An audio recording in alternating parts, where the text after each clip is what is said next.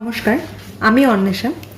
আজকে আমরা যে টপিকটা নিয়ে আলোচনা করব সেটা ক্লাস 12-এর হিউম্যান রিপ্রোডাকশনের প্রথম টপিক, সেটা হচ্ছে পুংজননতন্ত্র, sexual reproduction in human and this is male reproductive system.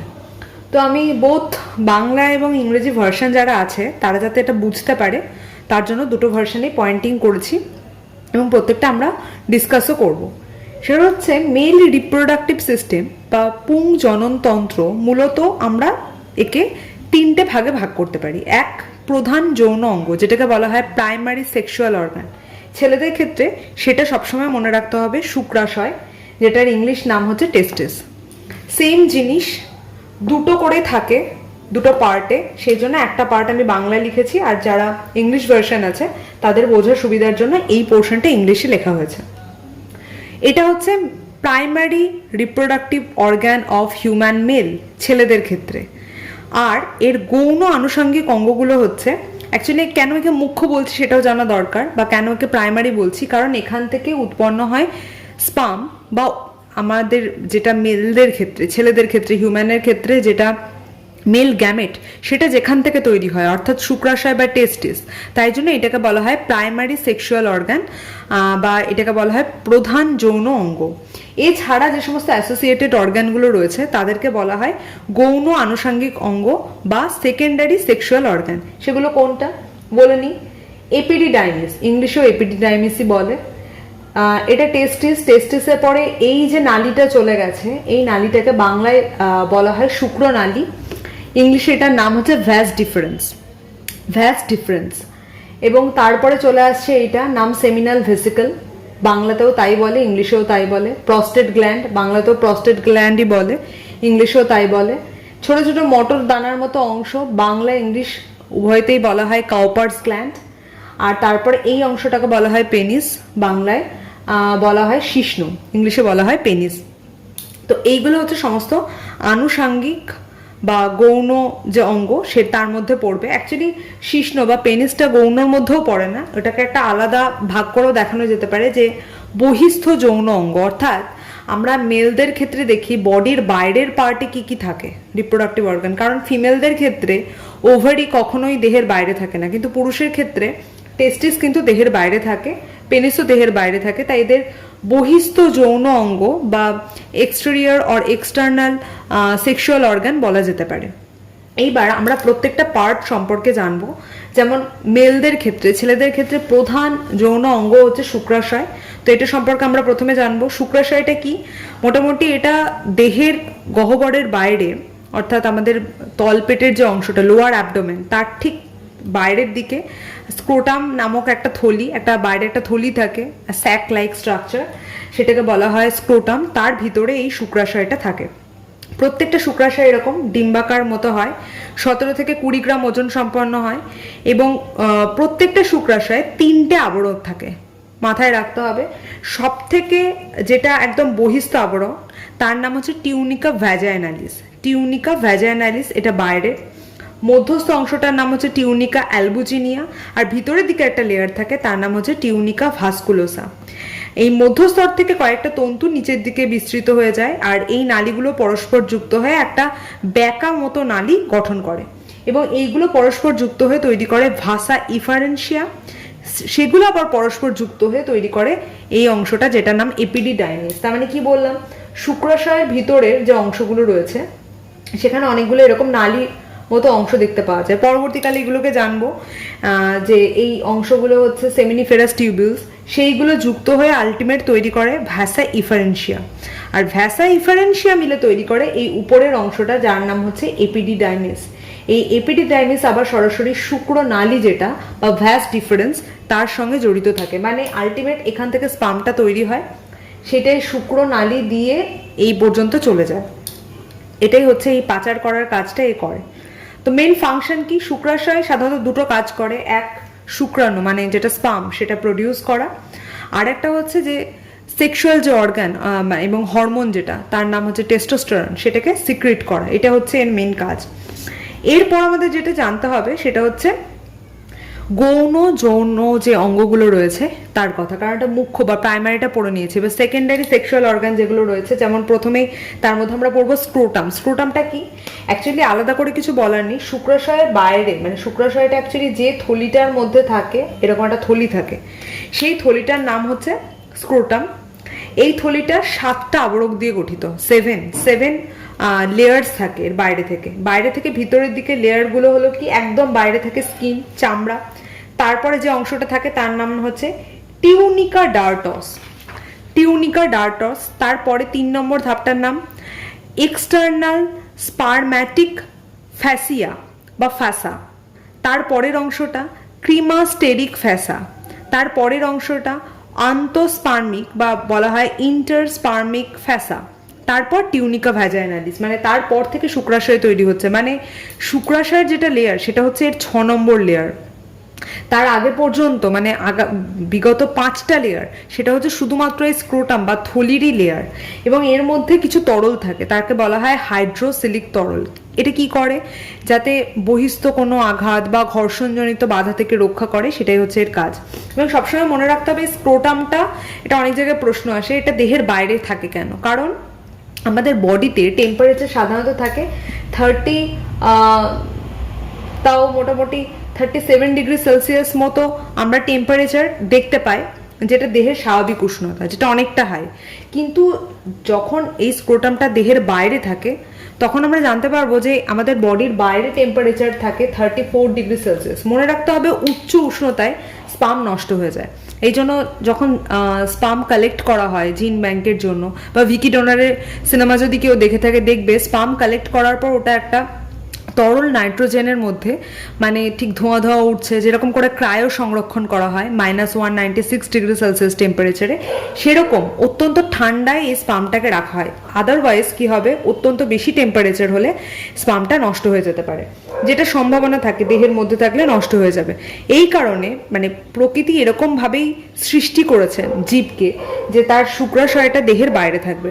এবার কোনো কারণে এটা একটা অ্যাবনর্মাল কন্ডিশন, যেখানে দেখা যাচ্ছে শিশু ভূমিষ্ঠ হয়ে গেছে, জন্ম নিয়েছে, তারপরও এই টেস্টিসটা তলপেটেই থেকে গেছে, এই স্ক্রোটামটা আর বাইরে বেরিয়ে আসেনি। এই ঘটনাটাকে বলা হয় ক্রিপ্টোক্রিটিজম।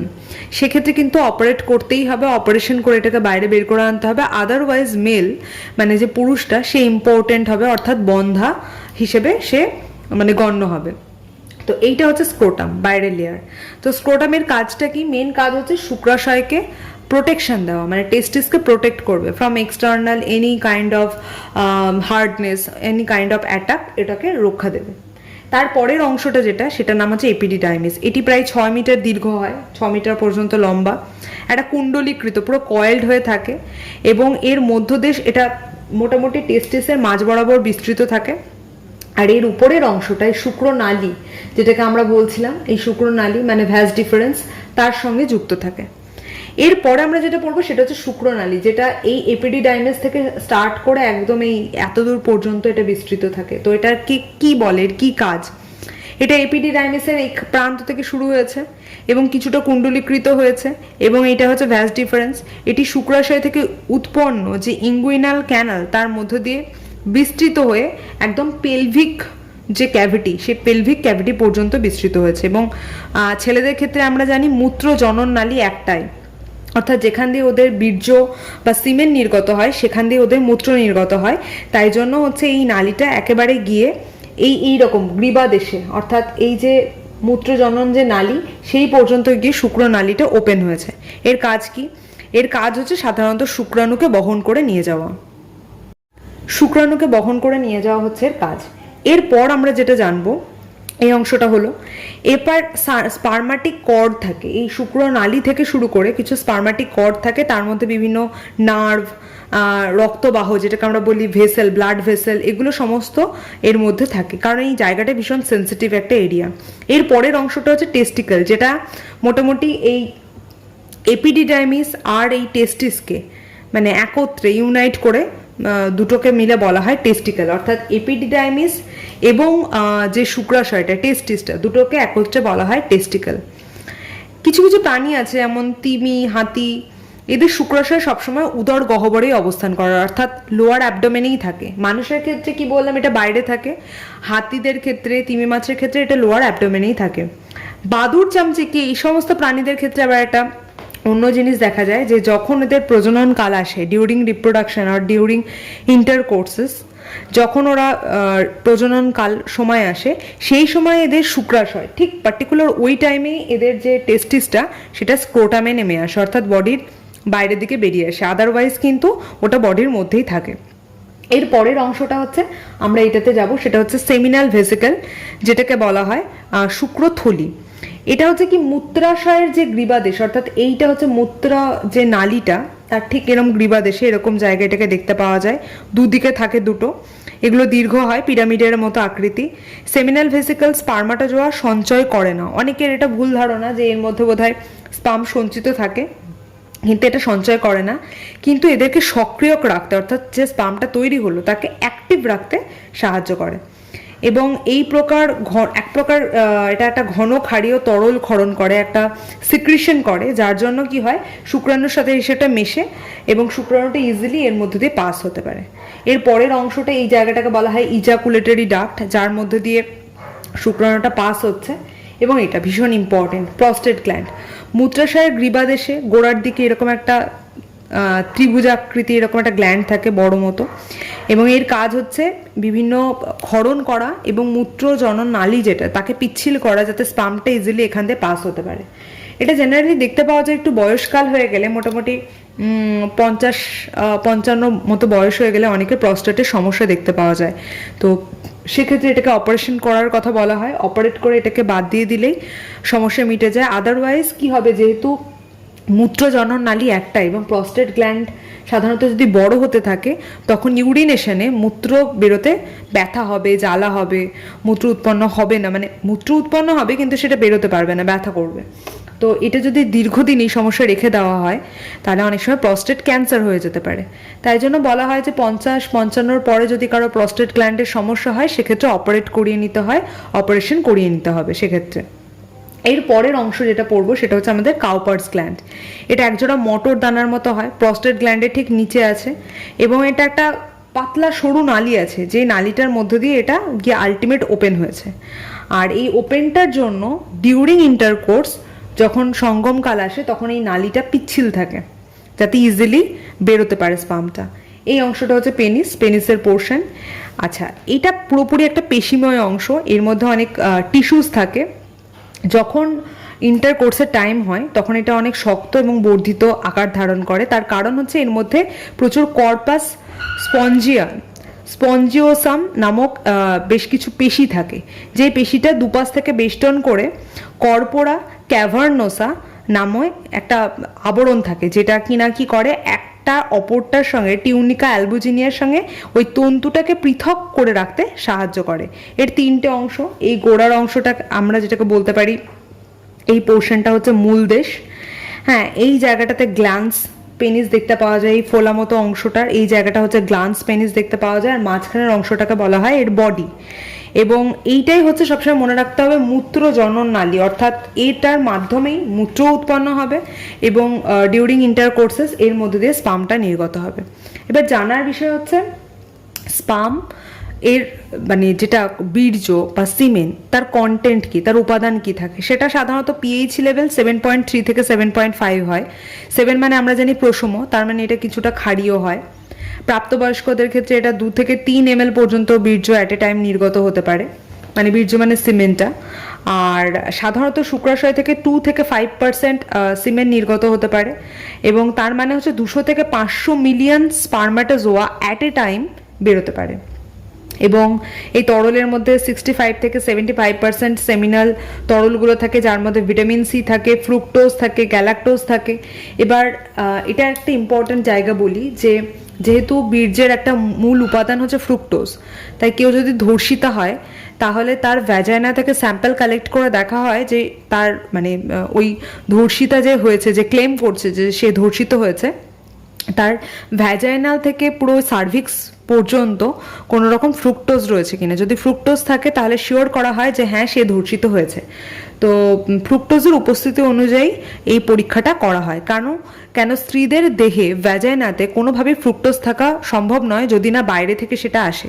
বাইরে থেকে কখন আসবে? যদি সেক্ষেত্রে মানে বাইরে থেকে কোনো স্পাম বা সিমেন্ট তার শরীরে গিয়ে প্রবেশ করে ভ্যাজাইনাল পথ দিয়ে। তো সেক্ষেত্রে ধর্ষিত হয়েছে কিনা মেয়েটা সেটা রিপোর্ট করা যেতে পারে। এবং এই পুরো সিস্টেমটা, অর্থাৎ শুক্রাণু এখানে তৈরি হচ্ছে, শুক্রাণু এখান থেকে যাচ্ছে এবং আলটিমেট এখান থেকে বেরোচ্ছে, পুরোটা সিস্টেমটাকে নিয়ন্ত্রণ করে যে হরমোন, সেই হরমোনটার নাম হচ্ছে টেস্টোস্টেরন। তো টেস্টোস্টেরন হচ্ছে একটা ইম্পর্ট্যান্ট হরমোন, যার কারণে এইগুলো দেখতে পাওয়া যায়, মানে পুরো সিস্টেমটা হয়। অনেক সময় একটা প্রশ্ন থাকে যে ডিউরিং ইন্টারকোর্সেস এই পেনিস কেন বর্ধিত হয় এবং কেন দীর্ঘ হয়?